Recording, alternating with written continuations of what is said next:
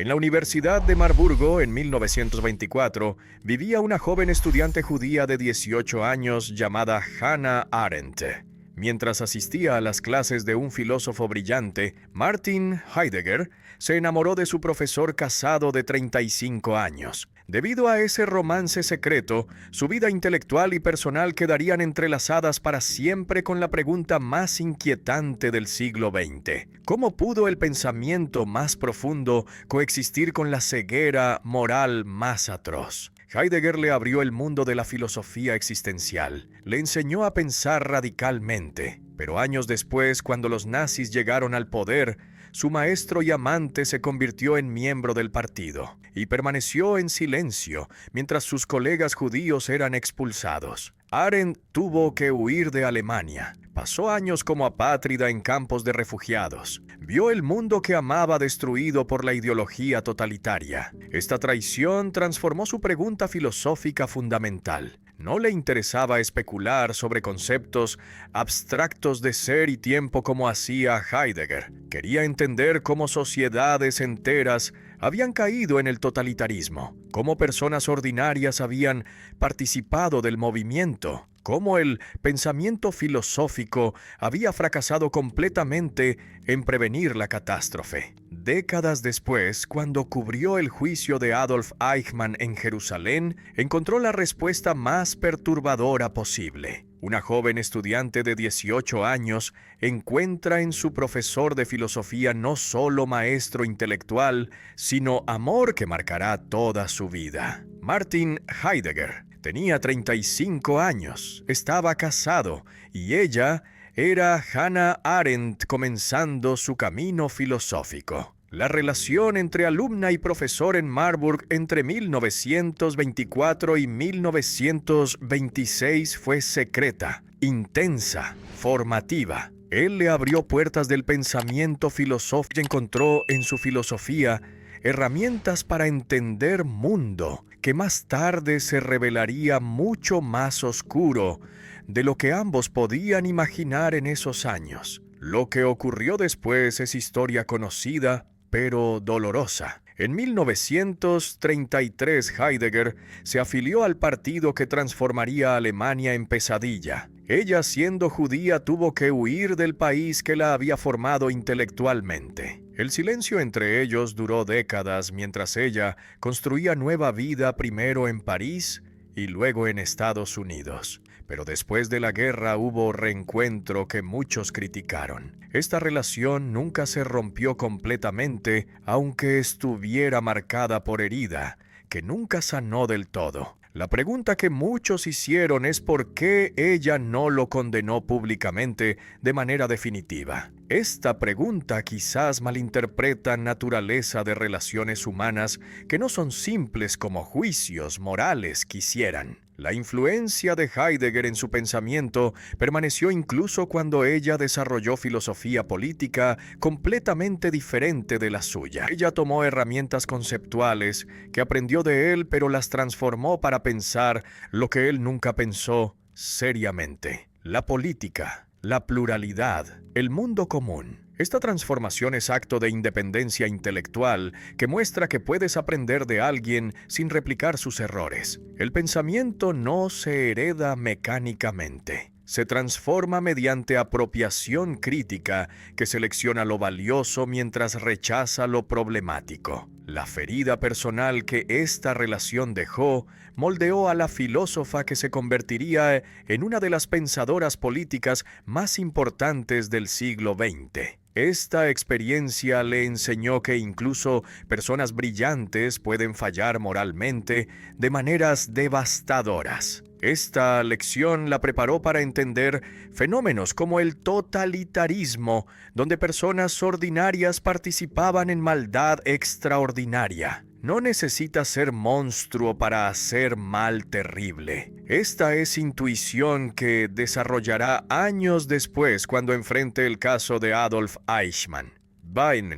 Pero ya estaba presente en su experiencia personal de ver a alguien que amaba y admiraba tomar decisiones que la obligaron a huir por su vida. El juicio de Adolf Eichmann en Jerusalén En 1961 parecía oportunidad perfecta para confrontar encarnación del mal absoluto. Los que esperaban encontrar demonio con profundidad satánica quedaron desconcertados cuando el acusado resultó ser burócrata mediocre que hablaba en clichés y que parecía incapaz de formular pensamiento original. Este hombre había organizado logística de deportación de millones de judíos a campos de exterminio. Pero en el banquillo no había monstruo sino funcionario que repetía frases hechas sobre cumplir órdenes y hacer su trabajo eficientemente. Esta discrepancia entre enormidad de crímenes y mediocridad de criminal es lo que ella llamó banalidad del mal. La distinción entre mal radical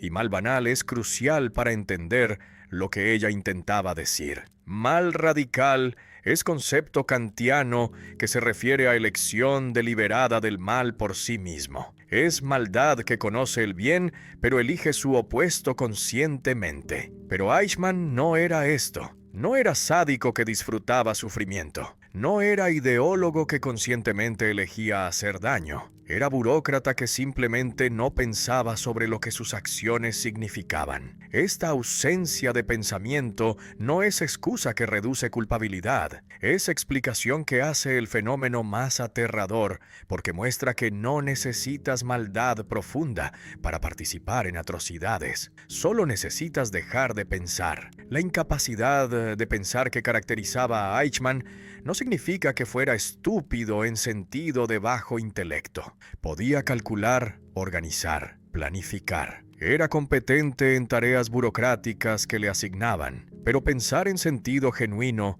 no es calcular medios para fines dados, es cuestionar los fines mismos, es reflexionar sobre significado de tus acciones, es mantener diálogo interno donde te preguntas si lo que haces es correcto. Este diálogo interno estaba ausente en Eichmann. Cuando le preguntaban sobre sus acciones, respondía con frases hechas que había escuchado de superiores. No había pensamiento propio, sino repetición de consignas. Obedecer órdenes sin reflexión es lo que sistema totalitario requiere de sus funcionarios. No necesita creyentes fanáticos, aunque los tenga. Necesita principalmente ejecutores eficientes que no cuestionen lo que se les ordena. Eichmann era perfecto para este rol porque había renunciado a pensar por sí mismo. Cuando régimen le decía que deportar judíos era necesario para solución final, él organizaba trenes sin preguntarse qué significaba esta solución. Esta renuncia a pensamiento propio es lo que lo hace representativo de tipo humano que regímenes totalitarios cultivan. El que ejecuta sin pensar, porque pensar sería obstáculo para eficiencia burocrática. La terrible normalidad de los perpetradores es lo que hace el Holocausto especialmente inquietante. Si hubiera requerido monstruos excepcionales, podríamos consolarnos pensando que mayoría de humanos no participaría. Pero si requiere solo personas normales que dejan de pensar, entonces todos somos potencialmente capaces de participar en atrocidades bajo circunstancias apropiadas. Esta universalización del mal es lo que su tesis implica y lo que la hace tan perturbadora. No puedes identificar perpetrador potencial mediante test psicológico que detecta maldad innata. El perpetrador es persona ordinaria que deja de ejercer capacidad de juicio que todos tenemos, pero que debemos activar constantemente. El mal no necesita profundidad, sino solo irreflexión. Esta afirmación invierte expectativa de que maldad grande requiere motivación proporcional. Esperamos que quien causa sufrimiento masivo debe tener odio masivo o ideología radical que lo impulsa. Pero Eichmann demostró que puedes causar sufrimiento masivo sin sentir nada particular hacia víctimas. Simplemente ejecutas tarea asignada sin reflexionar sobre sus implicaciones humanas. Esta posibilidad de mal, sin motivación malvada, es lo que la banalidad del mal captura. El mal se vuelve banal cuando es rutinario, cuando es trabajo que haces sin pensar porque es lo que el sistema espera de ti. ¿Por qué esta tesis escandalizó a casi todos? Porque parecía minimizar culpabilidad al explicar crímenes mediante ausencia de pensamiento en lugar de presencia de maldad. Los sobrevivientes y sus defensores querían que perpetradores fueran monstruos porque esto preserva distinción clara entre víctimas inocentes y victimarios malvados. Pero decir que Eichmann era banal parecía sugerir que era ordinario, entonces menos culpable. Esta es malinterpretación de su tesis. Banalidad no reduce culpabilidad. Explica mecanismo psicológico, pero no excusa moralmente. Eichmann seguía siendo culpable de crímenes que ejecutó. La banalidad describe cómo fue posible, no justifica que fue aceptable. La controversia reveló resistencia a aceptar que mal extraordinario puede surgir de mediocridad ordinaria. Preferimos pensar que maldad requiere malvados excepcionales, porque esto nos protege de reconocer nuestra propia capacidad de mal bajo presión de sistemas que nos piden dejar de pensar. Pero su análisis nos fuerza a confrontar esta posibilidad incómoda. El mal totalitario no fue aberración de monstruos, sino sistema que convertía personas ordinarias en ejecutores eficientes de políticas genocidas. Esta conversión no requirió transformar buenas personas en malas, solo requirió que dejaran de pensar sobre lo que hacían. Esta es lección que explica por qué pensamiento es resistencia política, no solo actividad intelectual. La vida activa que los antiguos distinguían de vida contemplativa se divide en tres actividades fundamentales que corresponden a tres condiciones básicas de existencia humana. El labor responde a necesidad biológica del cuerpo que debe alimentarse, reproducirse, mantenerse vivo. Es actividad cíclica que no produce nada duradero porque todo lo que labor produce se consume inmediatamente para sostener proceso vital. El trabajo, en contraste, fabrica mundo artificial de objetos que duran más que vida humana individual. El artesano que construye mesa produce algo que sobrevivirá a su muerte. La acción es actividad política que ocurre entre humanos, revelando singularidad de cada uno mediante palabra y acto. Estas tres actividades estructuran toda la vida activa, pero modernidad las ha trastornado completamente. Los griegos antiguos consideraban labor como actividad más baja porque correspondía a necesidad que compartimos con animales. El esclavo laboraba porque debía mantener vida biológica del amo. Esta liberación del amo de labor era condición de posibilidad de su participación en política, que era actividad suprema. Esta jerarquía parece injusta hoy porque valora libertad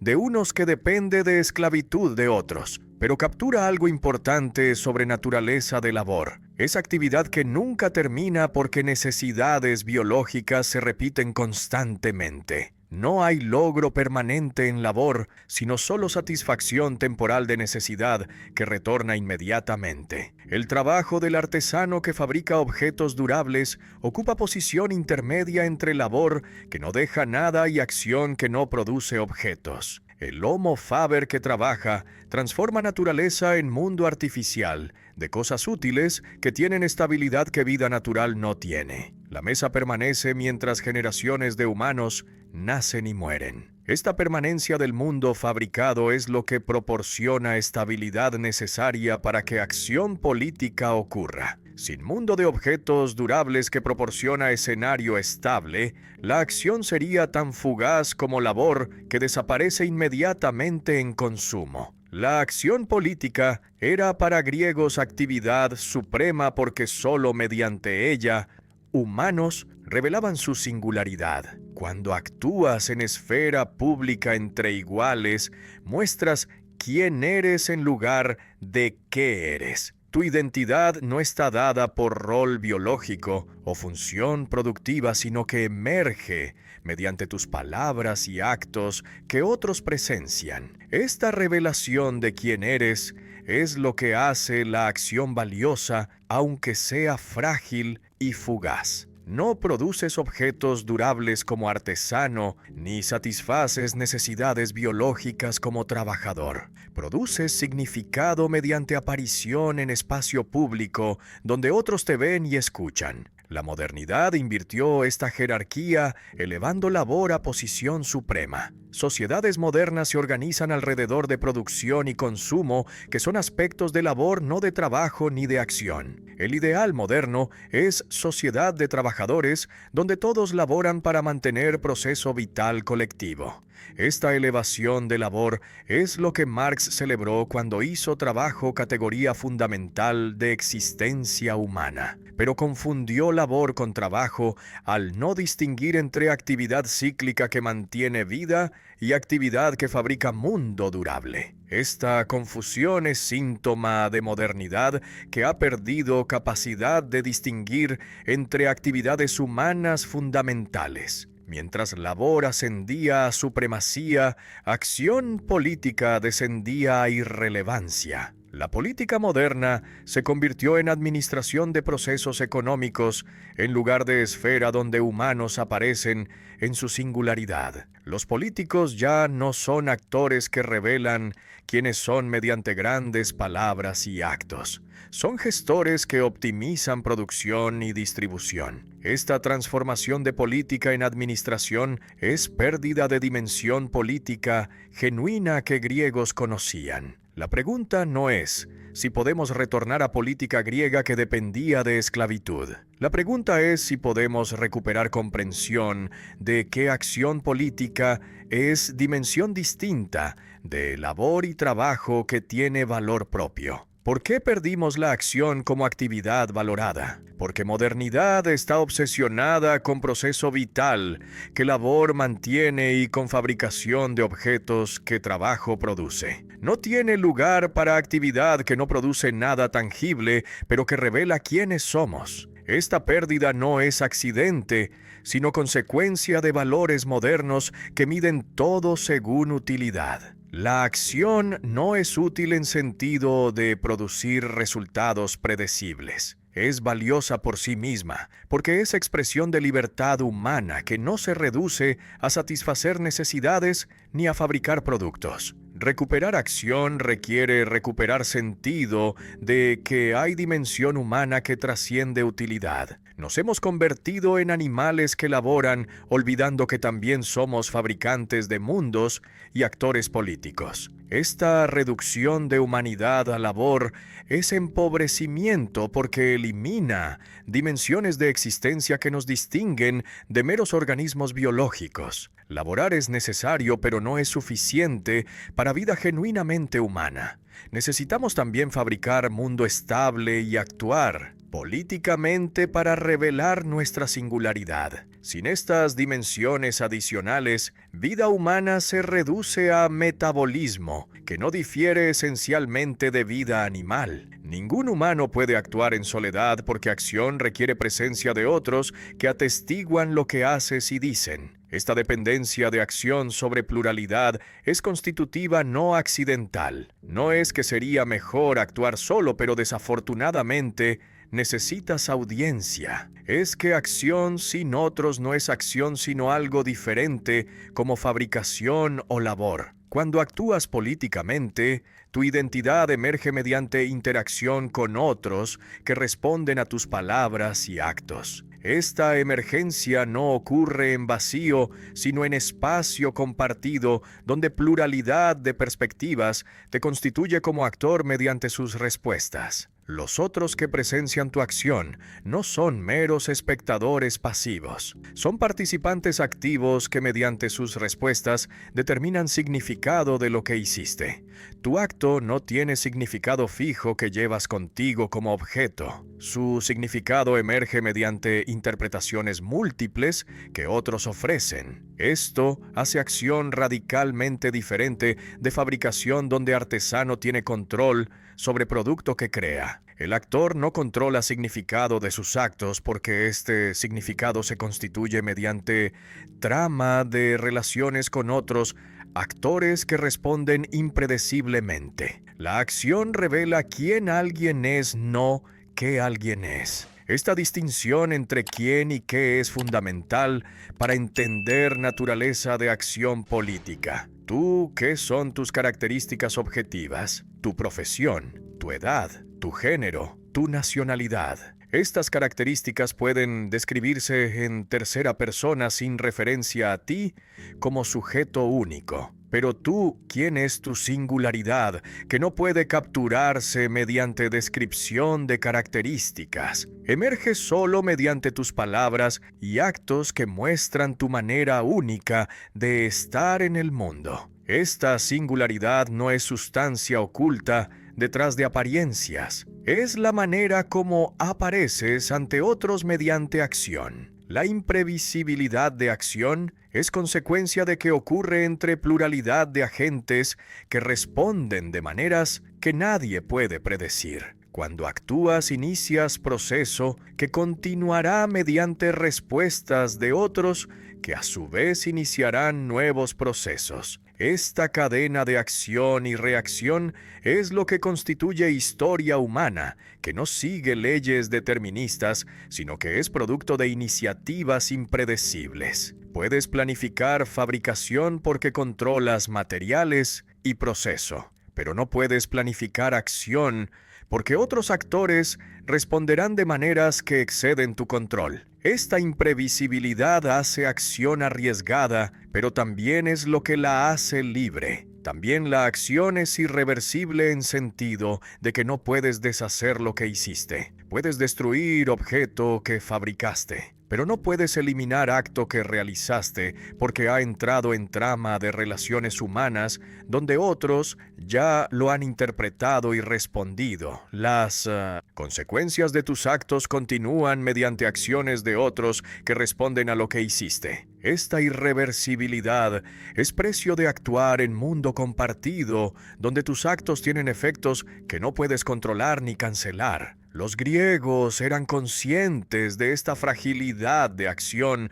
que puede tener consecuencias desastrosas que actor nunca intentó. Decir que acción no tiene autor único parece contradictorio porque actuación implica agente que actúa. Pero aunque haya gente que inicia acción, el significado de acción se constituye mediante red de respuestas que ningún agente controla. Entonces, en sentido de autoría como control sobre producto final, acción no tiene autor único, sino múltiples coautores que mediante sus respuestas determinan qué significará acción iniciada. Esta autoría distribuida es lo que hace narración necesaria para capturar significado de acción. Solo después de que acción ha terminado y sus consecuencias han desplegado, puedes contar historia que integra iniciativa con respuestas en narrativa coherente. ¿Por qué acción es tan frágil comparada con fabricación que produce objetos durables?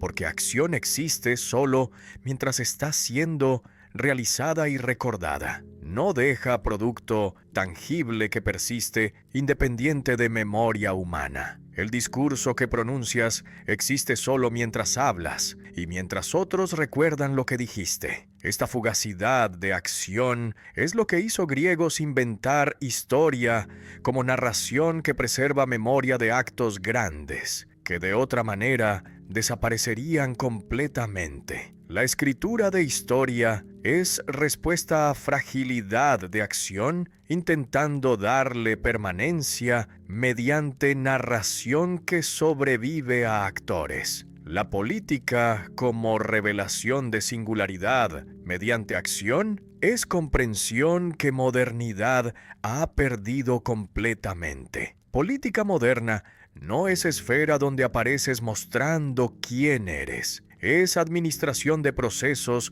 donde importa qué haces, no quién eres. Esta pérdida de dimensión de revelación es lo que hace política moderna tan impersonal. Los políticos son funciones intercambiables, no individuos singulares. Puedes reemplazar uno con otro sin que cambie sustancialmente la administración. Esta intercambiabilidad es opuesta a singularidad que acción política genuina revela. Recuperar política requiere recuperar espacio, donde singularidad puede aparecer sin ser reducida a función administrativa. Lo público no debe confundirse con lo social, que es fenómeno moderno que mezcla características de público y privado sin ser genuinamente ninguno. El espacio público genuino es esfera de aparición donde actúas entre iguales que atestiguan tus palabras y actos. Esta igualdad no es igualdad natural de características compartidas,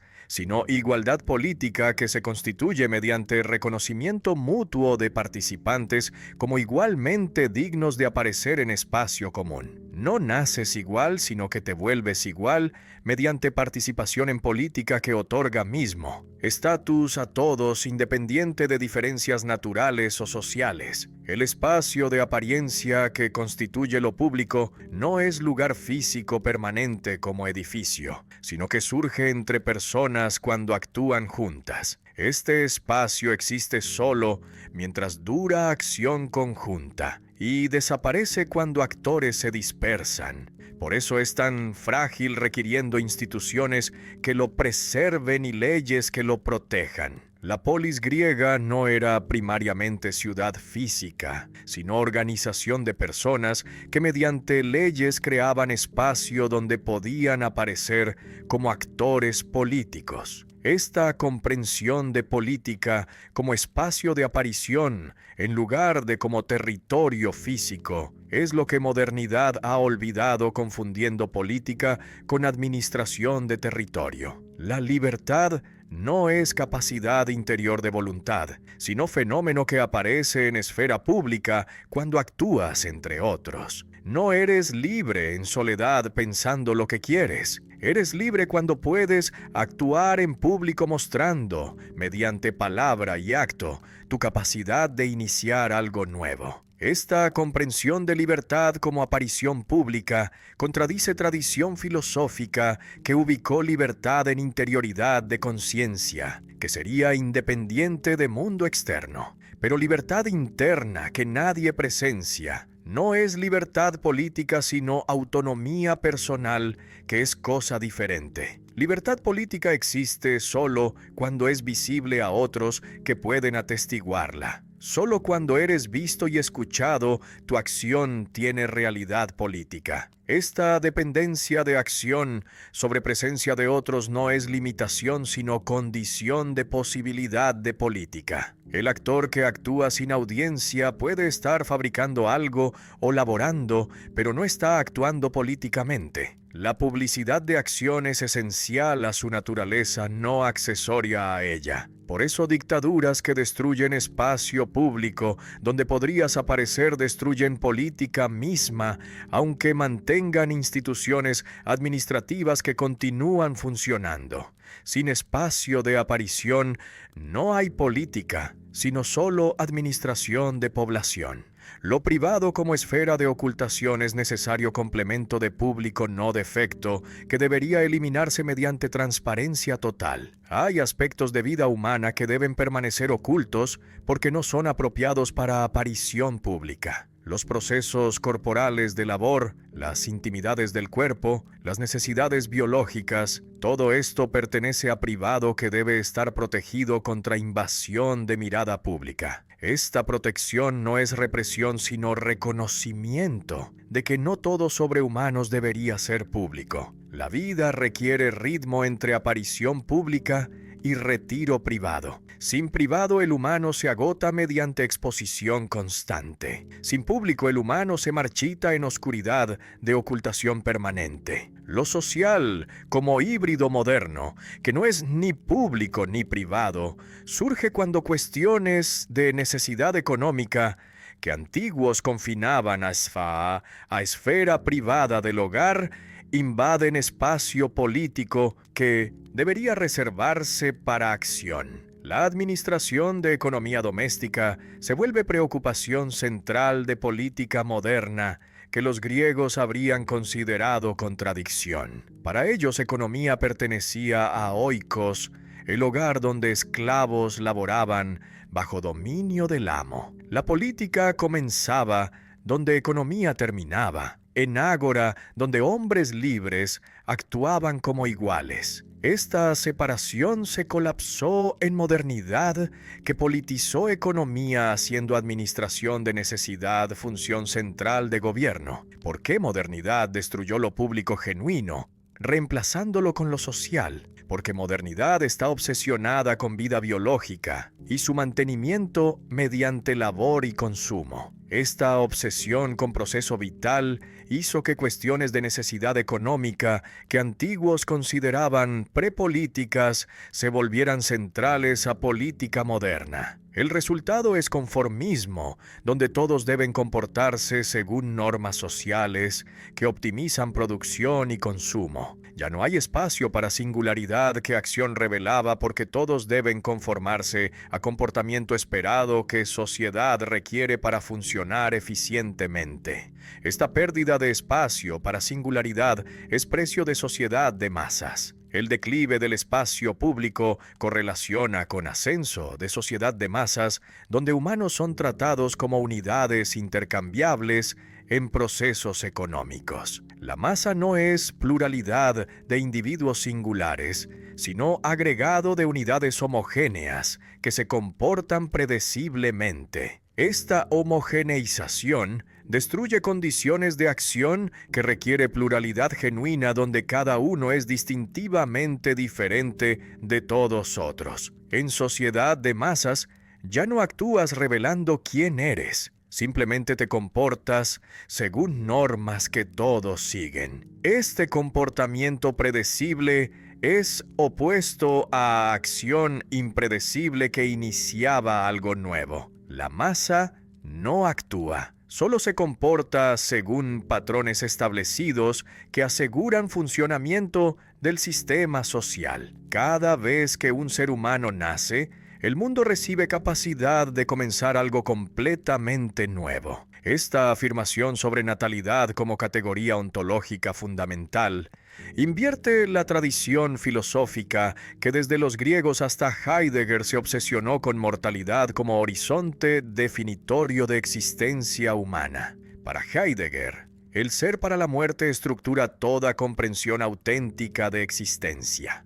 Pero esta obsesión con muerte ignora el hecho igualmente fundamental de que nacimos y que este nacimiento es inicio que no estaba determinado por nada anterior. La natalidad no es simplemente hecho biológico de que organismos se reproducen. Es condición ontológica de que cada humano es nuevo comienzo en mundo que existía antes de él. La capacidad de acción humana que introduce novedad en mundo está enraizada en natalidad. Cuando actúas, no simplemente reaccionas a causas que te determinan. Inicias algo que no estaba en cadena causal previa. Esta iniciativa es milagrosa en sentido literal de que rompe determinismo de procesos naturales, introduciendo elemento de espontaneidad que no puede predecirse desde condiciones anteriores. Los que reducen acción humana a efectos de causas previas están negando la natalidad que hace posible que humanos sean más que productos de circunstancias. Somos también iniciadores que mediante acción comenzamos algo genuinamente nuevo. No determinismo, sino iniciativa es lo que natalidad posibilita. El mundo natural opera según leyes donde cada evento es efecto de causas anteriores. Pero cuando humano actúa, introduce discontinuidad en esta cadena causal. Esta discontinuidad no es arbitrariedad sin razón, sino libertad de comenzar algo que no estaba determinado por pasado. Esta libertad es frágil, porque mundo natural continúa operando según leyes que limitan lo que puedes iniciar. Pero dentro de estos límites, hay espacio real para iniciativa que no es ilusión generada por ignorancia de causas. Es estructura ontológica de existencia humana que nace y que mediante nacimiento recibe capacidad de comenzar. Natalidad contra mortalidad es inversión de prioridades filosóficas que tiene consecuencias profundas para cómo entiendes existencia humana. Si mortalidad es horizonte fundamental, entonces vida es esencialmente finita, orientada hacia su propio fin. Esta es visión trágica, donde todo lo que haces está bajo sombra de muerte que terminará todo. Pero si natalidad es igualmente fundamental, entonces vida es esencialmente abierta hacia posibilidades nuevas que nacimiento hace posible. Esta es visión esperanzadora, no en sentido de optimismo ingenuo, sino en sentido de reconocimiento ontológico, de que capacidad de comenzar es tan real como inevitabilidad de terminar. El milagro está en la capacidad de comenzar que cada humano trae al mundo mediante su nacimiento. Milagro aquí no es evento sobrenatural que viola leyes naturales, sino evento que introduce novedad genuina, que no puede reducirse a rearreglo de elementos preexistentes. Cuando nuevo humano nace, trae consigo perspectiva única sobre mundo que nunca existió antes y que nunca existirá después. Esta singularidad no es accidente, sino esencia de lo que significa ser humano. No eres instancia de tipo universal, sino singularidad irreemplazable. Esta es dignidad ontológica que natalidad otorga. ¿Por qué natalidad sería más importante que muerte en comprensión de existencia humana? No es que muerte sea irrelevante, es que obsesión con muerte puede oscurecer hecho igualmente fundamental de que naciste. Heidegger tenía razón de que mortalidad es estructura existencial que afecta cómo vives, pero estaba equivocado en ignorar natalidad como estructura igualmente fundamental. Si solo reconoces mortalidad, existencia se vuelve principalmente negativa definida por lo que perderás. Si también reconoces natalidad, existencia incluye dimensión positiva de lo que puedes iniciar. Esta inclusión no niega tragedia de muerte, sino la balancea con esperanza de nacimiento. La esperanza ontológica que natalidad fundamenta no es esperanza psicológica de que cosas saldrán bien. Es reconocimiento de que estructura de existencia humana incluye capacidad de comenzar nuevos procesos que no estaban determinados por pasado. Esta capacidad permanece mientras humanos continúan naciendo, trayendo consigo potencial de novedad. Incluso en situaciones más desesperadas, donde parece que nada puede cambiar, nacimiento de nuevo humano trae posibilidad de que alguien iniciará algo completamente inesperado. Esta es esperanza que no depende de optimismo sobre futuro, sino de fe en capacidad humana de iniciar. Los totalitarismos que intentaron eliminar capacidad de iniciar mediante terror y adoctrinamiento estaban atacando natalidad misma.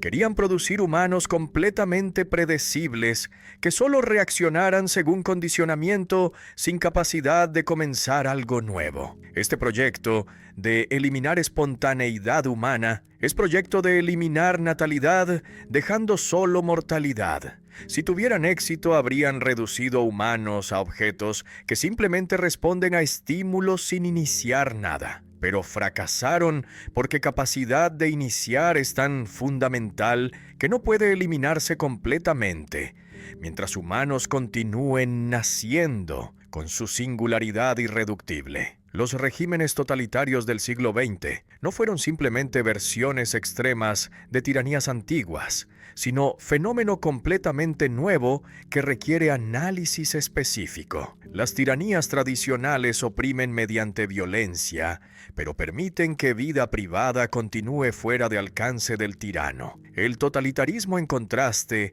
aspira a dominio total que penetra cada aspecto de existencia, eliminando toda esfera privada donde podrías refugiarte. Esta totalidad de dominación es lo que distingue totalitarismo de autoritarismo ordinario, que se contenta con obediencia política sin intentar controlar pensamiento y vida personal. Nazismo y estalinismo, como ejemplos paradigmáticos de totalitarismo, compartían estructura común, aunque sus ideologías diferían radicalmente. Ambos usaban terror sistemático, no simplemente para eliminar enemigos específicos, sino para atomizar población entera, manteniendo todos en estado de miedo perpetuo, donde nadie confiaba en nadie. Este terror no era accidente o exceso, sino esencia del sistema. El régimen necesitaba que población estuviera atomizada sin solidaridad, que podría generar resistencia. Esta atomización se lograba mediante denuncias mutuas donde cualquiera podría ser informante. Entonces, nadie podía confiar incluso en familia o amigos. El terror como esencia, no como accidente del totalitarismo, distingue estos regímenes de dictaduras ordinarias que usan violencia instrumentalmente para mantener poder. La dictadura que usa terror contra opositores específicos puede reducir violencia una vez que oposición está eliminada. Pero totalitarismo mantiene terror incluso después de eliminar toda oposición real, porque necesita terror para prevenir que población recupere capacidad de acción conjunta. Esta violencia permanente contra población que ya está sometida parece irracional desde perspectiva de dictadura tradicional, pero es racional desde perspectiva de totalitarismo que busca dominio total, no solo obediencia. La ideología en sistemas totalitarios reemplaza realidad con ficción que pretende explicar todo. Nazismo tenía ideología racial que explicaba toda historia como lucha entre razas. Estalinismo tenía ideología de lucha de clases que explicaba todo como conflicto económico. Estas ideologías no eran simplemente teorías falsas que podían corregirse mediante evidencia. Eran sistemas cerrados que interpretaban toda evidencia según sus categorías. Entonces eran inmunes a refutación. Cuando realidad contradecía ideología, régimen simplemente negaba realidad en lugar de revisar ideología. Esta inversión donde ficción domina realidad es característica central de totalitarismo. Las masas atomizadas que totalitarismo necesita no son multitudes organizadas, sino agregados de individuos aislados que han perdido toda conexión con otros. Esta atomización es opuesto de solidaridad de clase que marxismo tradicional esperaba que generaría revolución. Las masas totalitarias no tienen intereses de clase que defiendan porque han perdido toda estructura social que daría identidad grupal. Son literalmente multitud solitaria donde cada uno está solo aunque esté rodeado de miles. Esta soledad masiva es condición que hace totalitarismo posible, porque población atomizada no puede organizarse para resistir. La destrucción de pluralidad que totalitarismo ejecuta es ataque contra condición básica de política genuina. Política requiere pluralidad de perspectivas donde cada uno es distintivamente diferente. Totalitarismo aspira a homogeneidad donde todos piensan igual, sienten igual, actúan igual según prescripciones de ideología. Esta eliminación de pluralidad convierte humanos en masas intercambiables que no tienen singularidad propia. El objetivo último es hacer todos superfluos en sentido de que cualquiera puede reemplazarse con cualquier otro sin pérdida. Esta superfluidad es lo que campos de concentración demostraban mediante reducción de humanos a organismos desnudos sin identidad. Tornar todo superfluo, incluyendo humanos, es proyecto que lleva lógica totalitaria a conclusión extrema. Si ideología explica todo, entonces individuos concretos con sus particularidades son superfluos porque solo instancian leyes que ideología ya descubrió. Los campos de exterminio donde millones fueron asesinados no eran simplemente instrumentos de terror, sino laboratorios donde el régimen probaba hasta qué punto podía eliminar humanidad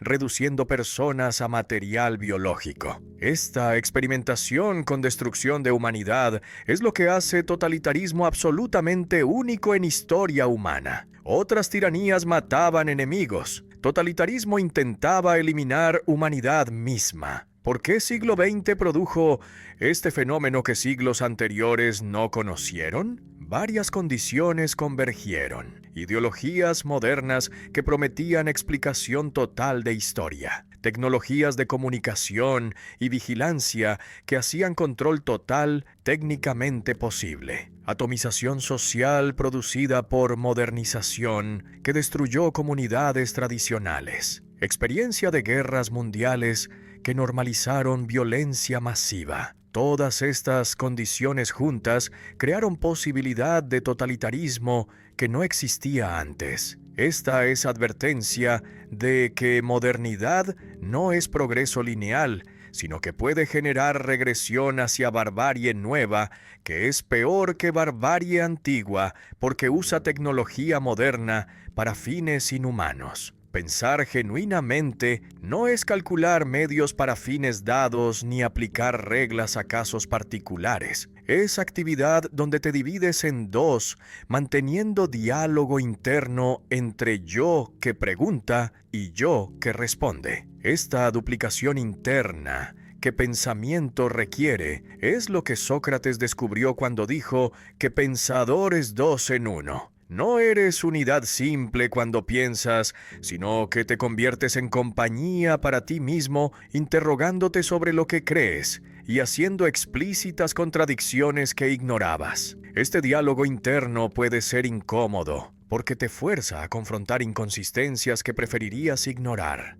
Pero es condición de vida examinada que Sócrates consideraba única vida digna de vivirse. El diálogo interno entre yo y mí es estructura fundamental de pensamiento que lo distingue de mero procesamiento de información. Computadora procesa información según algoritmos, pero no piensa porque no mantiene diálogo consigo misma, cuestionando sus propios procedimientos. Humano que piensa no simplemente ejecuta operaciones mentales, sino que reflexiona sobre estas operaciones preguntándose si son correctas. Esta capacidad de reflexión segunda, donde piensas sobre tu pensamiento, es lo que hace pensamiento genuino en lugar de simple computación.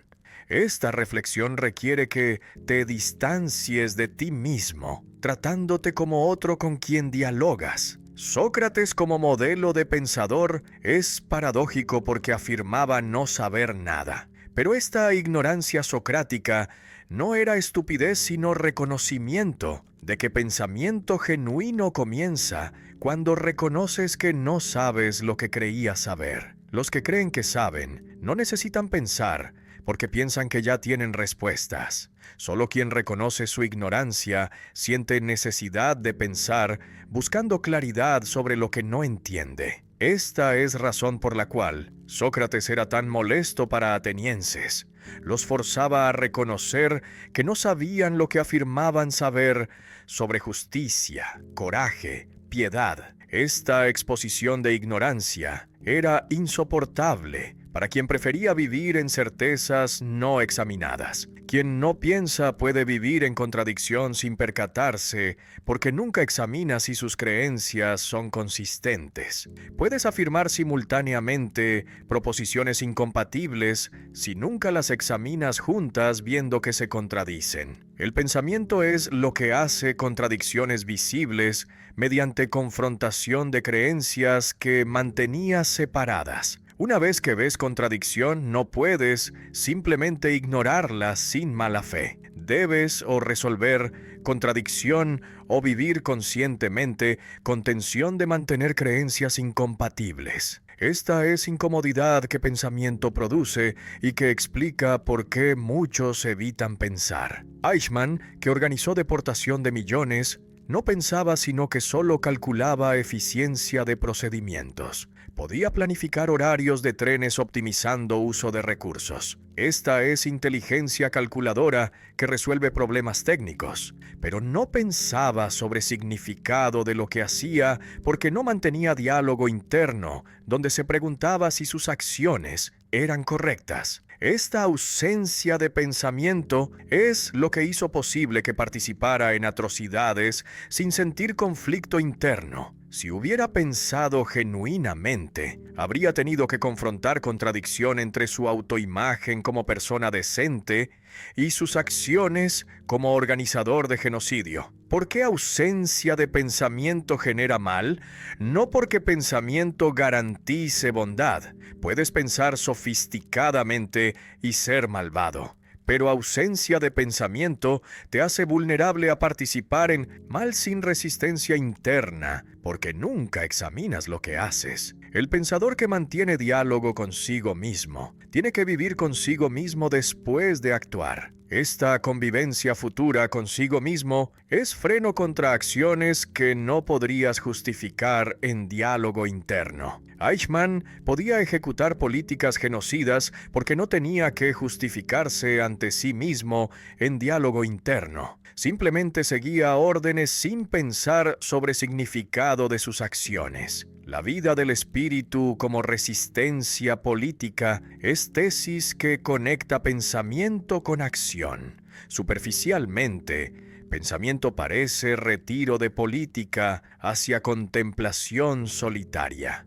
Pero pensamiento genuino es resistencia contra estupidización que sistemas totalitarios requieren. Régimen totalitario necesita que dejes de pensar simplemente aceptando lo que te dicen, sin cuestionar. Cuando continúas pensando manteniendo diálogo crítico contigo mismo, resistes esta estupidización. Esta resistencia no es heroísmo dramático, sino persistencia silenciosa en examinar lo que el régimen quiere que aceptes sin examen. Es resistencia modesta, pero fundamental, porque preserva capacidad de juicio que totalitarismo intenta destruir. Los que sobrevivieron totalitarismo, sin corromperse frecuentemente, no fueron héroes que arriesgaron todo resistiendo abiertamente. Fueron personas ordinarias que continuaron pensando manteniendo diálogo interno que les permitía distinguir correcto de incorrecto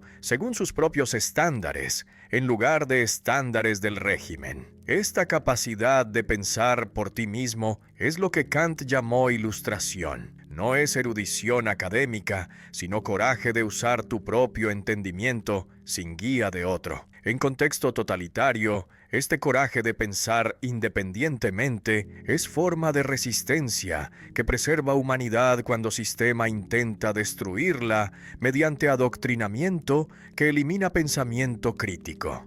La confusión más extendida en teoría política es tratar violencia como forma extrema de poder cuando en realidad son fenómenos opuestos. Esta confusión tiene consecuencias profundas, porque lleva a pensar que violencia puede crear poder cuando la verdad es que solo puede destruirlo. El poder genuino emerge cuando personas actúan juntas en concierto, manteniendo espacio común donde palabras y actos tienen significado compartido. Este actuar conjunto no requiere violencia, sino consenso, que permite coordinación voluntaria. La violencia, en contraste, es uso de instrumentos físicos para compeler comportamiento sin necesidad de consenso. Esta diferencia no es de grado sino de naturaleza, porque poder y violencia operan según lógicas completamente diferentes. Poder como capacidad de actuar en concierto no es posesión de individuos sino fenómeno que emerge entre personas cuando se organizan para actuar conjuntamente.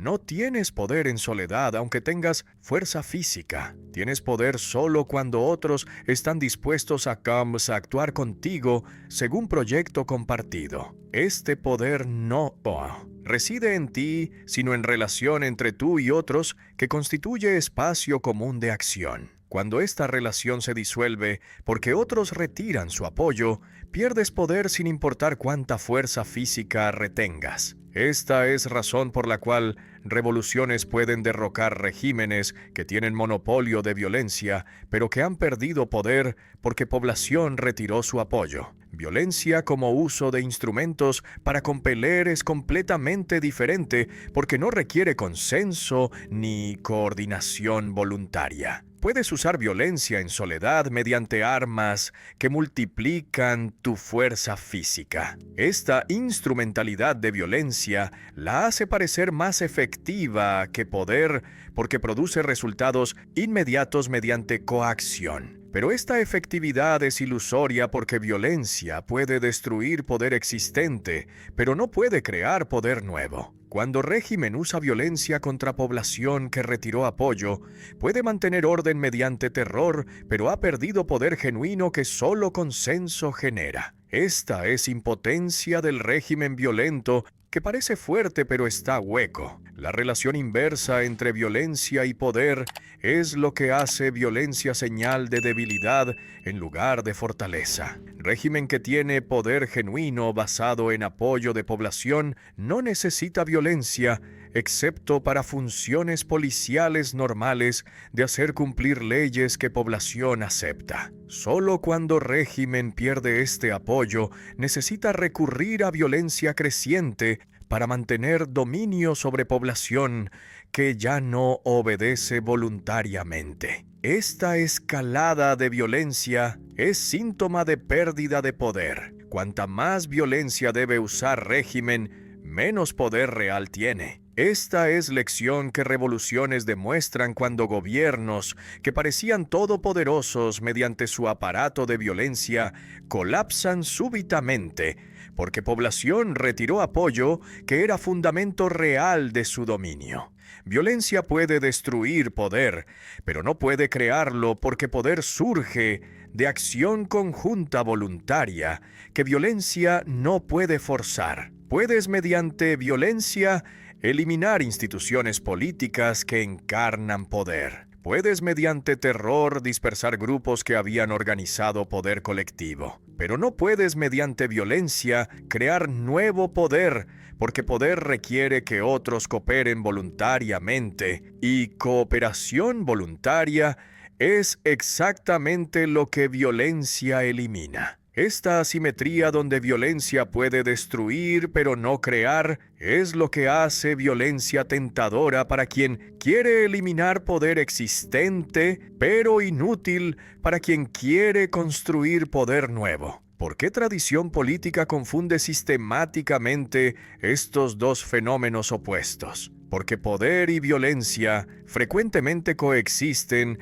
en instituciones políticas creando ilusión de que son lo mismo. El Estado tiene tanto poder que surge de legitimidad reconocida como violencia que usa para hacer cumplir leyes. Esta coexistencia hace parecer que poder es simplemente violencia organizada, pero análisis cuidadoso muestra que son componentes separables. Estado puede tener poder con mínima violencia cuando población acepta su legitimidad. Estado puede tener mucha violencia con poco poder cuando ha perdido legitimidad, entonces debe coaccionar. Esta separabilidad prueba que son fenómenos distintos, no grados de mismo fenómeno. La distinción política fundamental entre poder y violencia tiene implicaciones prácticas para entender revoluciones y cambios de régimen. Revoluciones exitosas no son simplemente victoria de violencia superior, sino colapso de poder del régimen antiguo que pierde apoyo de población. Este colapso de poder puede ocurrir rápidamente cuando consenso que sostenía régimen se evapora. La violencia que régimen todavía controla no puede compensar esta pérdida de poder, porque violencia sin poder es simplemente terrorismo que puede causar destrucción pero no puede gobernar efectivamente. Esta es razón por la cual regímenes que pierden legitimidad frecuentemente colapsan de manera que sorprende a observadores que confundían su violencia con poder. Los movimientos no violentos que derrocaron regímenes autoritarios en siglo XX demostraron prácticamente esta distinción entre poder y violencia. Gandhi en India y movimientos de derechos civiles en Estados Unidos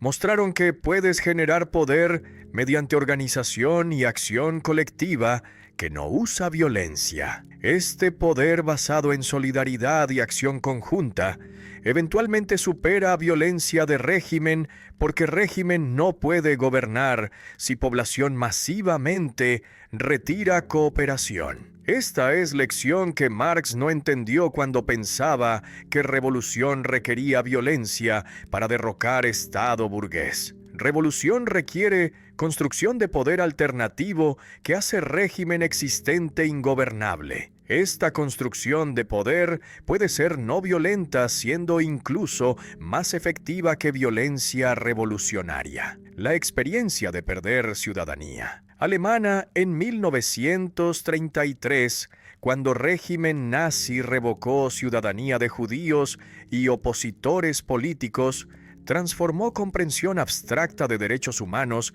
en conocimiento concreto de su insuficiencia. Convertirse en apátrida significa perder no solo derechos específicos que ciudadanía otorga, sino derecho fundamental a tener derechos. Esta distinción entre derechos particulares y derecho a tener derechos es crucial. Puedes tener derechos humanos universales en teoría, pero sin pertenencia a comunidad política específica que reconozca estos derechos. Son abstracciones sin efecto práctico. El apátrida descubre que humanidad abstracta no es suficiente para proteger cuando ningún Estado reconoce obligación de protegerte. Refugiada judía que huyó de Alemania nazi a Francia y luego fue internada en campo francés antes de escapar a Estados Unidos, conocía directamente lo que significa ser tratada como superflua,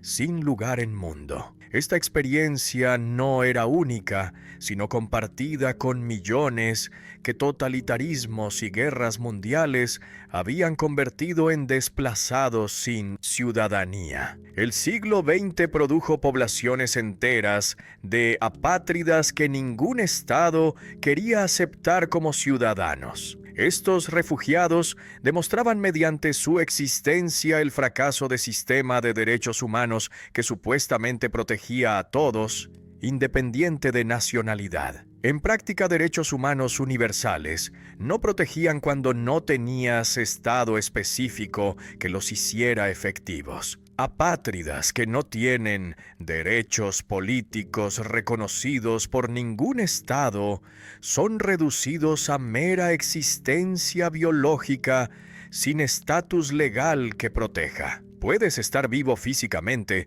pero políticamente eres nadie, porque ninguna comunidad política te reconoce como miembro. Esta reducción a vida desnuda, sin protección legal, es lo que campos de refugiados del siglo XX demostraron. Personas que habían sido ciudadanos respetados, con profesiones y familias, fueron reducidas a números en campos donde esperaban indefinidamente que algún país los aceptara. Esta espera frecuentemente era inútil, porque países cerraban fronteras contra refugiados que consideraban carga no deseada. Los derechos que dependen de pertenecer a comunidad política no son abstracciones filosóficas, sino protecciones concretas que Estado proporciona a ciudadanos. Cuando eres ciudadano tienes derecho de residir en territorio, de trabajar, de expresarte, de participar en política. Pero estos derechos no existen automáticamente como propiedades que posees independiente de reconocimiento estatal. Existen solo porque Estado los reconoce y hace cumplir. Cuando pierdes ciudadanía, pierdes no solo papel legal, sino toda la red de protecciones que ciudadanía proporcionaba. Esta pérdida revela que derechos no son cualidades innatas, sino relaciones políticas que dependen de instituciones que las reconocen. Derechos humanos universales, que Declaración de 1948 proclamó, Son ilusión en sentido de que no son efectivos sin instituciones específicas que los hagan cumplir. La Declaración afirma que todos los humanos tienen derechos simplemente por ser humanos. Esta es afirmación noble pero vacía para apátrida que ningún Estado protege. Puedes tener derecho abstracto a vida, libertad, seguridad, pero estos derechos son inoperantes cuando ningún tribunal los defiende, ninguna policía los protege, ningún Estado los reconoce. Esta brecha entre derechos proclamados y derechos efectivos es lo que experiencia de apatridia revela brutalmente. Sin ciudadanía que te conecta a comunidad política específica, tu humanidad abstracta no es suficiente para protegerte. Esta es paradoja de derechos humanos. Se supone que protegen humanos como tales independiente de pertenencia política, pero en práctica solo protegen humanos que pertenecen a estados que reconocen estos derechos. El apátrida que invoca derechos humanos universales descubre que no hay autoridad que los haga efectivos. Esta ausencia de autoridad que reconozca tu humanidad como base de derechos es lo que hace apatridia condición donde estás fuera de humanidad reconocida aunque seas biológicamente humano, porque humanidad abstracta no basta para fundamentar derechos. Porque derechos no son propiedades naturales, sino instituciones políticas que requieren poder para hacerse efectivas. Naturaleza no otorga derechos. Comunidades políticas los otorgan mediante leyes que crean y hacen cumplir. Esta artificialidad de derechos no los hace menos reales, sino que revela su verdadera naturaleza como logros políticos en lugar de dotaciones naturales. El error del pensamiento de derechos naturales es imaginar que humanos tienen derechos antes de política que simplemente los reconoce. Pero realidad es que derechos emergen de política que los crea, entonces sin política no hay derechos efectivos. El paradojo de los derechos humanos es que fueron proclamados precisamente cuando millones de apátridas demostraban su inefectividad. La Declaración de 1948 fue respuesta a horror de guerra y genocidio que habían revelado cuán fácil era violar derechos de humanos que regímenes consideraban indeseables.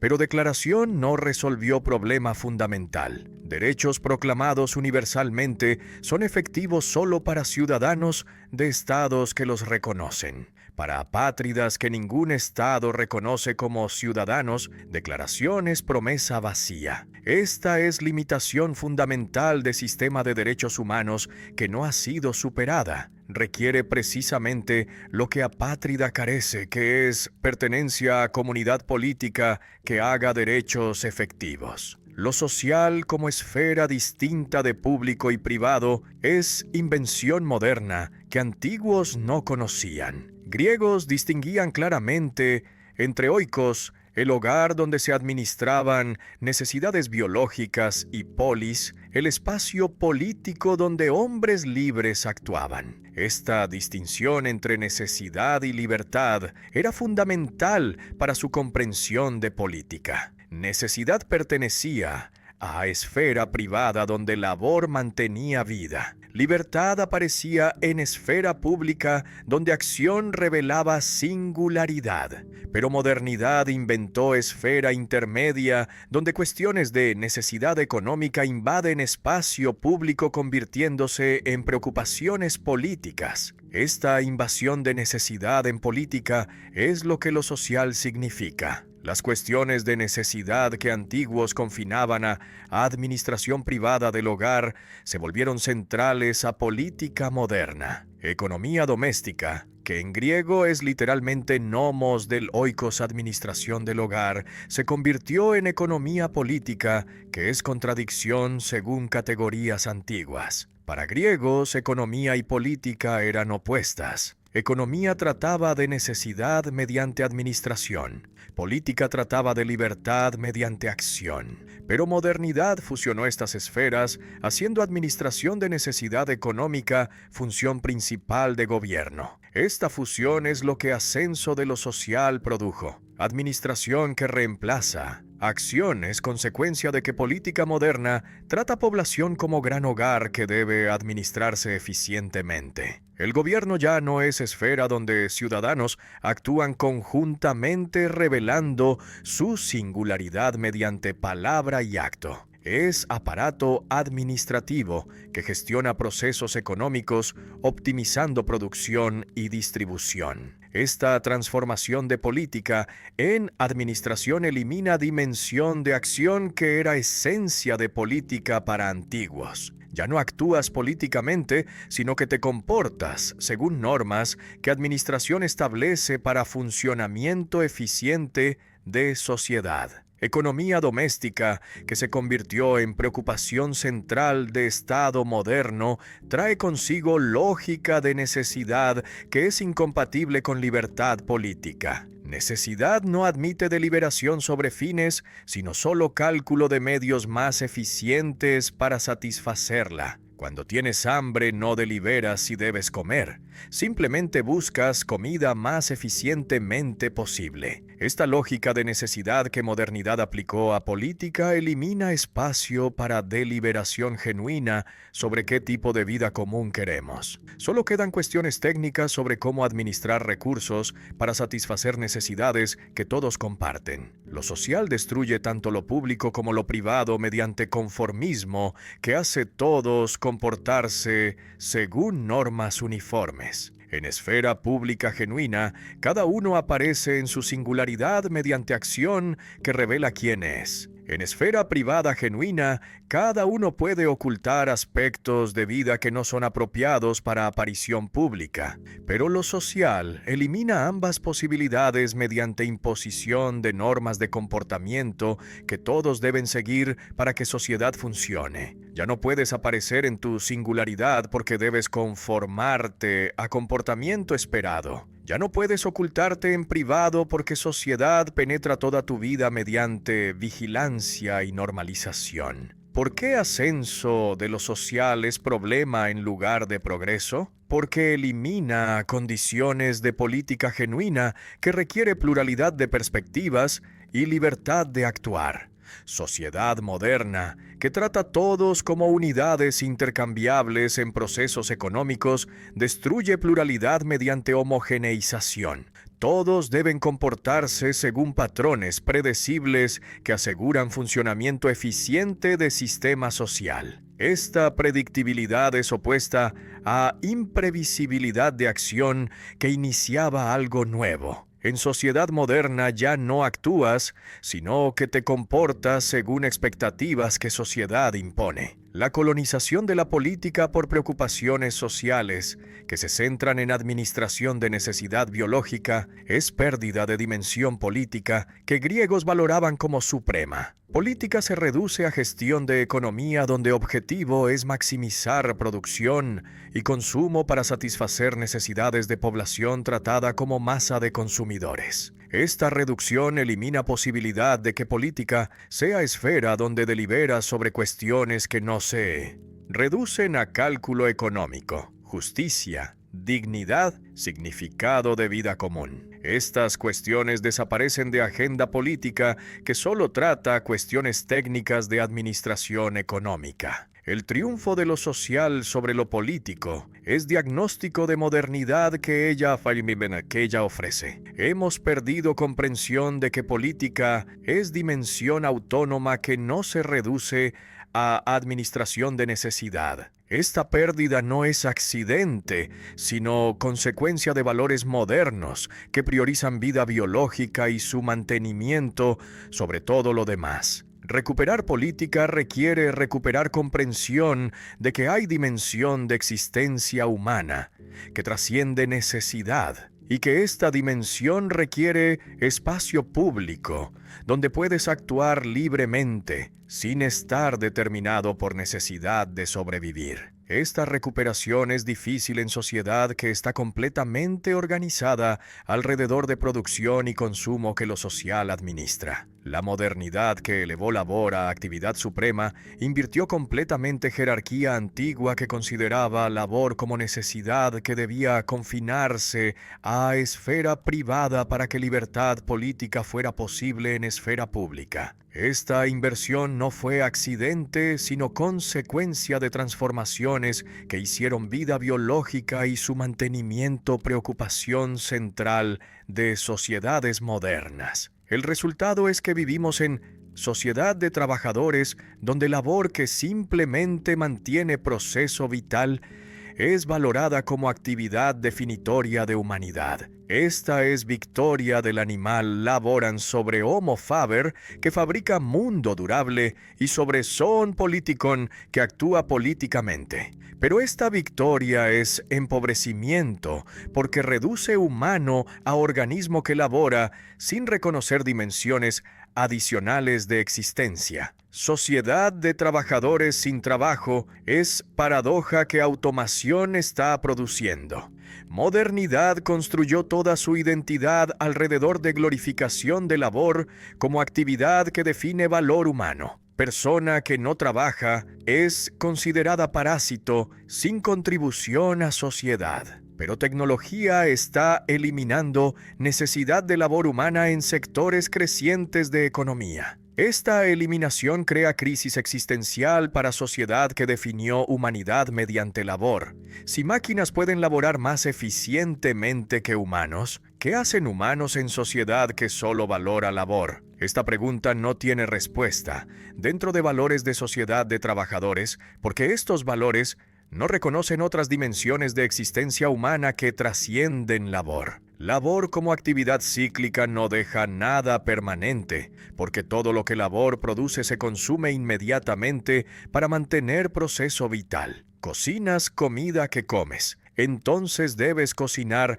nueva comida mañana. Limpias casa que se ensucia, entonces debes limpiar nuevamente. Esta repetición interminable es característica de labor que antiguos despreciaban, porque no produce nada duradero que trascienda ciclo de necesidad. Trabajo en contraste fabrica objetos que duran. Mesa que artesano construye, persiste años proporcionando estabilidad a mundo. Esta diferencia entre labor que no deja nada y trabajo que construye mundo es lo que modernidad ha oscurecido mediante confusión de labor con trabajo. El consumo inmediato de productos que labor genera es lo que distingue sociedad de consumo moderna de economías anteriores que valoraban durabilidad. Modernidad produce bienes diseñados para consumirse rápidamente y reemplazarse constantemente. Esta obsolescencia planificada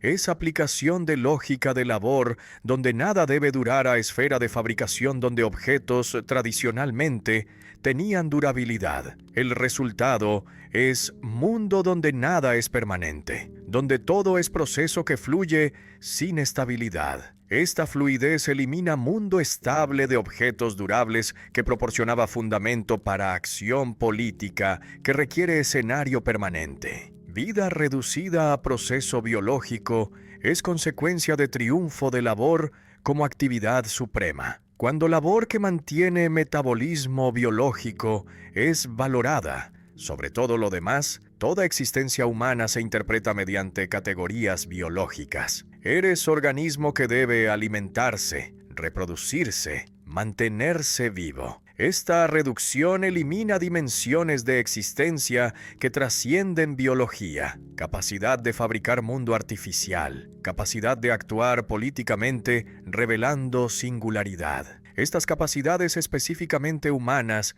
que nos distinguen de animales son ignoradas por sociedad que solo valora labor que compartimos con todos organismos vivos. ¿Por qué modernidad glorifica lo que debería ser simplemente necesidad que satisfaces para poder hacer cosas más importantes? Porque modernidad perdió sentido de que hay actividades superiores a mantenimiento de vida. Esta pérdida es consecuencia de secularización que eliminó vida contemplativa como ideal superior y de mercantilización que redujo todo valor a valor económico. Cuando única medida de valor es contribución a economía, labor que produce bienes consumibles, es actividad más valorada. Esta reducción de todo valor a valor económico es empobrecimiento espiritual que modernidad celebra como progreso porque produce abundancia material sin reconocer que abundancia no es suficiente para vida genuinamente humana. La victoria del metabolismo sobre otras dimensiones de existencia humana es lo que diagnóstico de modernidad captura. Sociedad moderna está organizada completamente alrededor de proceso metabólico, de producción y consumo que mantiene vida biológica. Política se reduce a administración de este proceso. Educación se reduce a preparación para participar en este proceso. Cultura se reduce a entretenimiento que permite recuperación para continuar laborando. Esta reducción totaliza todas dimensiones de existencia, subordinándolas a mantenimiento de proceso vital. Es totalización diferente de totalitarismo político, pero igualmente destructiva de pluralidad y libertad. Los que critican sociedad de consumo frecuentemente se enfocan en desigualdad económica o degradación ambiental. Estas críticas son válidas, pero pierden dimensión más fundamental del problema. No es simplemente que consumimos demasiado o que distribución es injusta. Es que hemos reducido existencia humana entera a ciclo de producción y consumo, eliminando dimensiones de existencia que trascienden este ciclo. Esta reducción es pérdida de mundo común donde podríamos actuar políticamente y de capacidad de fabricar objetos durables que testimonian nuestra existencia. Recuperar estas dimensiones perdidas requiere más que redistribución económica. Requiere transformación de valores que reconozca que labor, aunque necesaria, no es suficiente para vida humana completa. El mundo que habitamos no es naturaleza dada, sino artificialidad humana construida mediante trabajo que fabrica objetos durables. Este mundo artificial de edificios, herramientas, obras de arte, instituciones, es lo que proporciona estabilidad necesaria para que vida humana trascienda mero ciclo biológico. Naturaleza es proceso sin permanencia, donde todo nace y muere según ritmos que no dependen de humanos. Pero mundo que humanos construyen tiene durabilidad que excede vida individual, proporcionando continuidad entre generaciones. Esta permanencia del mundo es lo que hace posible historia y política que requieren escenario estable, donde acciones tienen significado que persiste más allá de momento de su realización. Mundo que trasciende vida individual existe antes de nacer y continuará después de morir. Esta es condición que permite que tu vida tenga significado que excede satisfacción de necesidades biológicas. Naciste en mundo que otros construyeron proporcionándote lenguaje, instituciones, tradiciones que no inventaste pero que heredas. Tu vida consiste en habitar este mundo heredado modificándolo mediante tus acciones que añaden algo nuevo. Después de morir, el mundo continuará testimoniando que exististe mediante obras que dejaste y mediante influencia que tuviste en otros. Esta continuidad del mundo es lo que hace vida humana algo más que episodio biológico sin permanencia. Las acciones que realizas son atestiguadas por mundo común que proporciona memoria objetiva de lo que ocurrió. Sin esta memoria objetiva encarnada en instituciones y narrativas que mundo preserva, tus acciones desaparecerían completamente como si nunca hubieran ocurrido. Mundo común es lo que hace posible que otros que no presenciaron tu acción puedan conocerla mediante testimonios que mundo preserva. Esta función testimonial del mundo es lo que hace historia posible. Historia no es simplemente lo que ocurrió, sino lo que mundo recuerda de lo que ocurrió mediante documentos, monumentos, narrativas que preservan memoria contra olvido, que amenaza toda acción con desaparición. Modernidad está destruyendo durabilidad del mundo mediante proceso que convierte todo en flujo sin permanencia. Esta destrucción no es solo degradación ambiental que elimina naturaleza, es eliminación de mundo artificial que proporciona estabilidad, cuando nada dura porque todo está diseñado para consumo inmediato y reemplazo constante. Pierdes mundo estable que podría testimoniar tu existencia. Esta pérdida de mundo es lo que hace vida moderna tan fugaz. Vives en presente perpetuo sin conexión sólida con pasado que mundo debería preservar, ni con futuro que mundo debería preparar. Esta fugacidad es alienación de mundo que modernidad produce.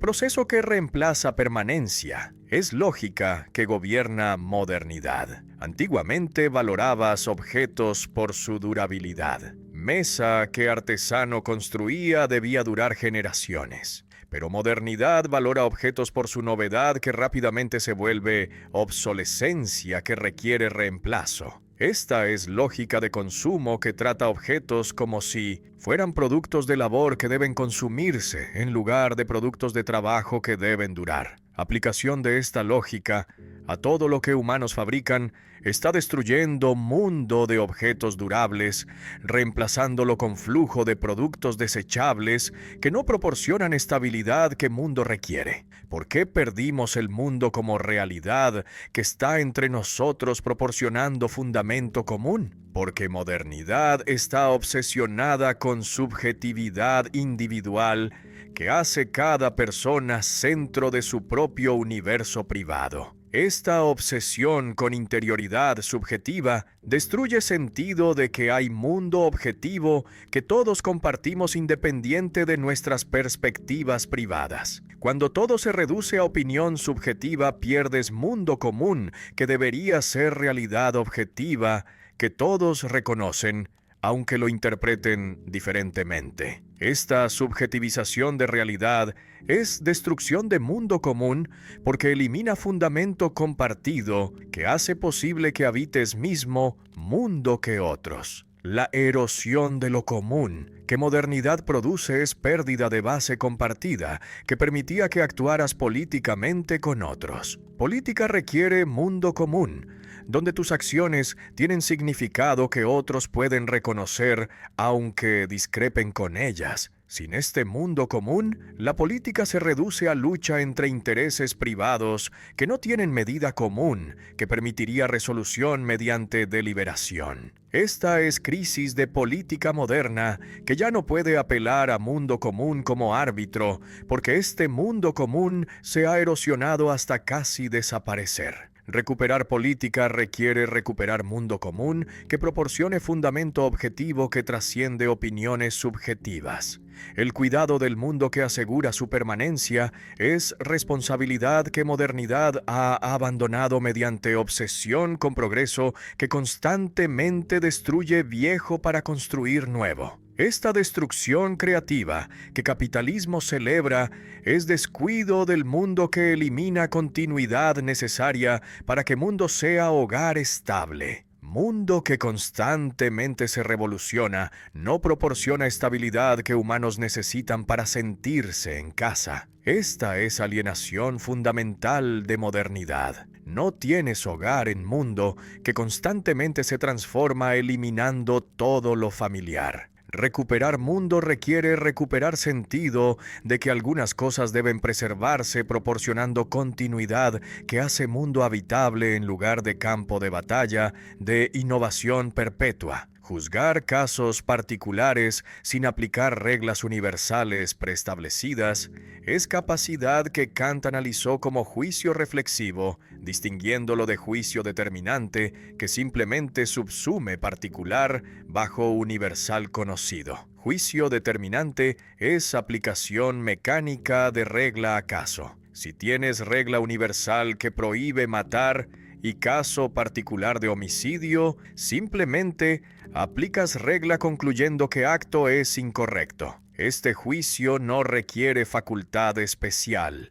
sino solo capacidad lógica de subsumir. Pero juicio reflexivo enfrenta particular sin tener universal bajo el cual subsumirlo. Debes juzgar este acto particular decidiendo si es correcto, sin poder apelar a regla que determina respuesta. Esta necesidad de juzgar sin reglas es condición que colapso de tradición moral produjo. El colapso de tradición que proporcionaba criterios universales de juicio es lo que hace juicio problemático en modernidad. Tradición religiosa proporcionaba mandamientos que determinaban correcto e incorrecto. Tradición filosófica proporcionaba principios racionales que fundamentaban juicio moral. Pero estas tradiciones colapsaron, perdiendo autoridad que tenían. Este colapso es liberador porque elimina imposiciones dogmáticas, pero también es desorientador porque elimina guías que facilitaban juicio. Ahora debes juzgar sin paredes, sin apoyo de tradición que te dice cómo juzgar. Esta es condición que requiere que desarrolles capacidad autónoma de juicio en lugar de simplemente aplicar criterios heredados.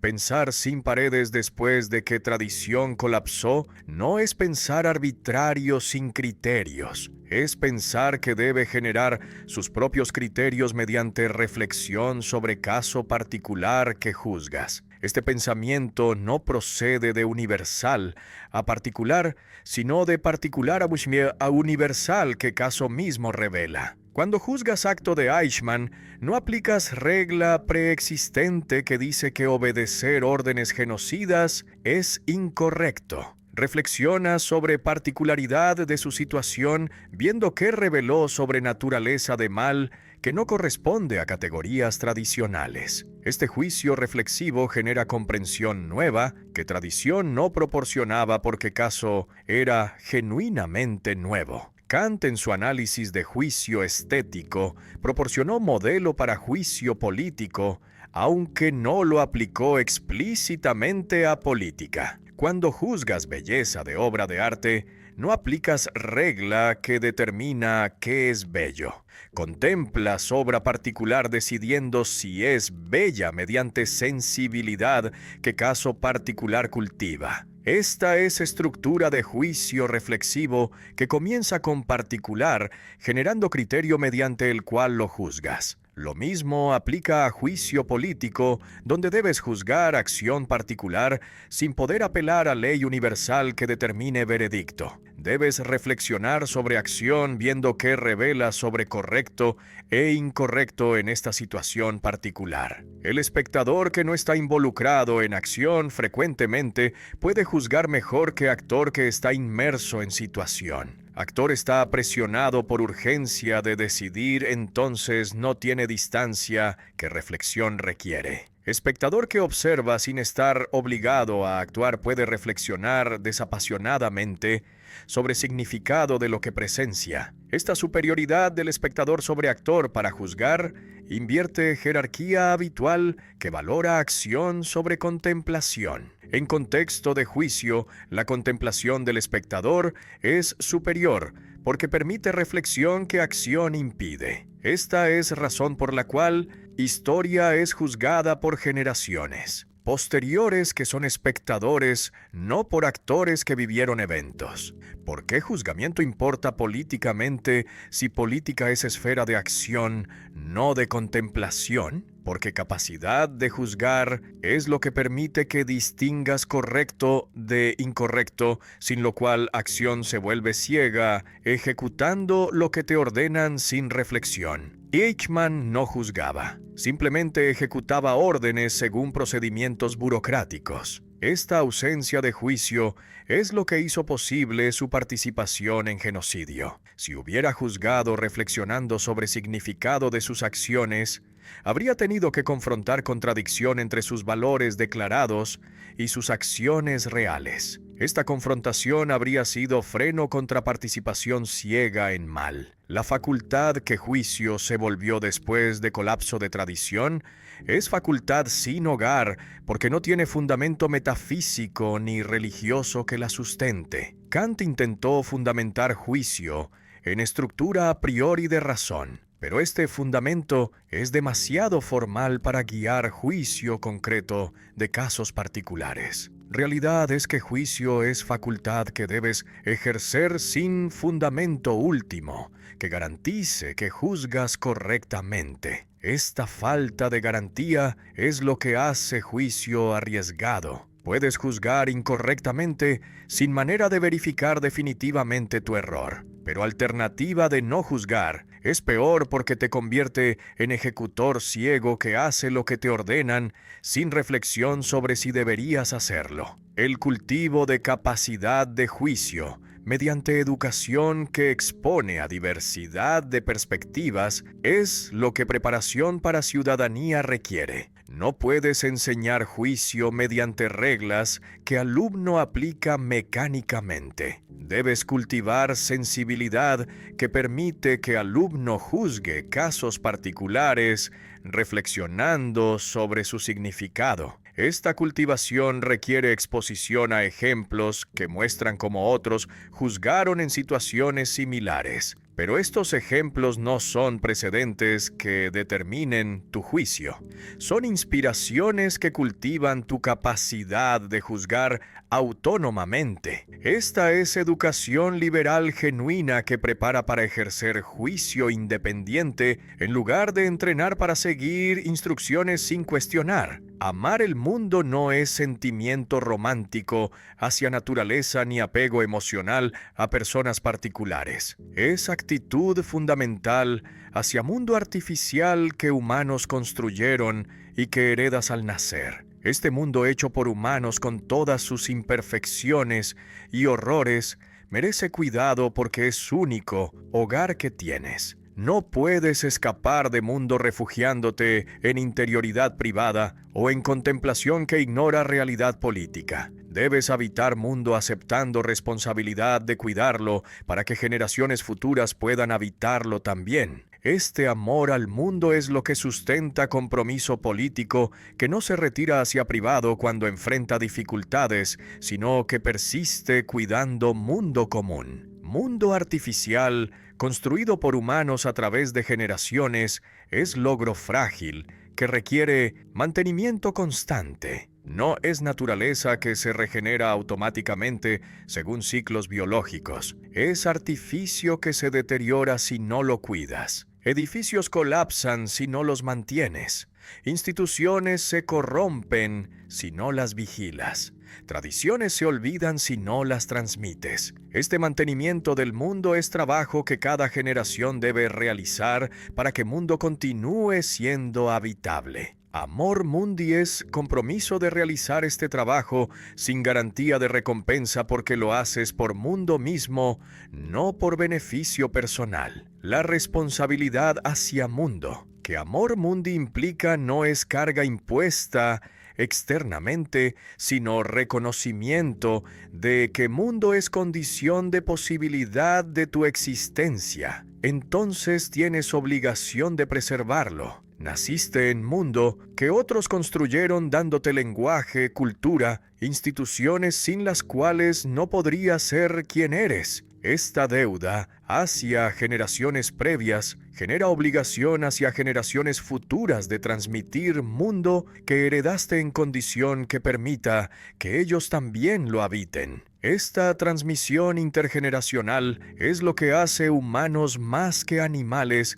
que solo transmiten genes. Transmites mundo, que es logro cultural, no solo dotación biológica. No huir hacia privado. Cuando mundo público está corrompido, es tentación que debes resistir si amas mundo. Cuando política se vuelve corrupta, es tentador retirarte a vida privada donde cultivas jardín ignorando caos público. Pero este retiro es abandono de responsabilidad porque deja mundo sin cuidado que necesita. Mundo no se mejora mediante retiro de buenos que lo abandonan a corruptos. Se mejora mediante compromiso de quienes permanecen cuidándolo incluso cuando está en mal estado. Esta persistencia es lo que Amor Mundi requiere. Cuidar mundo no solo cuando es placentero, sino especialmente cuando es difícil. Tampoco la contemplación que ignora realidad política es opción viable si amas mundo. Tradición filosófica. Desde Platón ha valorado vida contemplativa sobre vida activa, sugiriendo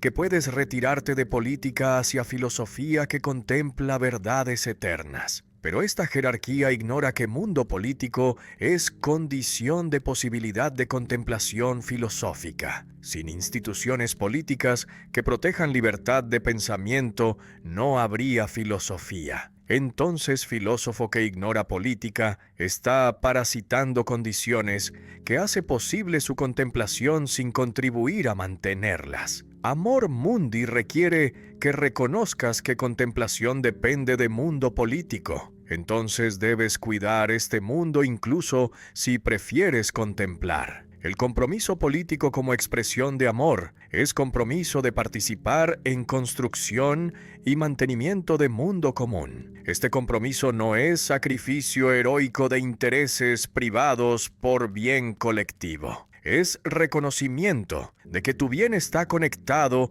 con bien de mundo que habitas. Cuando mundo se deteriora, tu vida también se deteriora porque pierdes fundamento estable que mundo proporciona. Entonces, cuidar mundo es también cuidar condiciones de tu propia vida. Esta convergencia de interés privado e interés público es lo que hace amor mundi racional en lugar de altruismo, que requiere sacrificio de ti mismo. ¿Por qué amarías mundo que está corrompido, feo, lleno de injusticias? Precisamente porque está en mal estado, necesita ser amado y cuidado. Amor no es sentimiento que surge solo hacia lo que es perfecto. Es compromiso de cuidar lo que es imperfecto precisamente porque es imperfecto. Entonces necesita cuidado. Mundo en buen estado se cuida solo. Mundo en mal estado requiere esfuerzo deliberado de quienes lo aman suficientemente para trabajar mejorándolo. Esta es afirmación que sustenta todo compromiso político. Mundo merece ser cuidado no porque es perfecto, sino porque es único hogar que tenemos y podemos mejorarlo mediante esfuerzo colectivo. Cuidar del mundo para que nuevos comienzos sean posibles es responsabilidad que cada generación tiene hacia futuro. Natalidad que trae nuevos humanos al mundo con su capacidad de iniciar algo nuevo. Requiere que el mundo esté en condición que permita estos nuevos comienzos.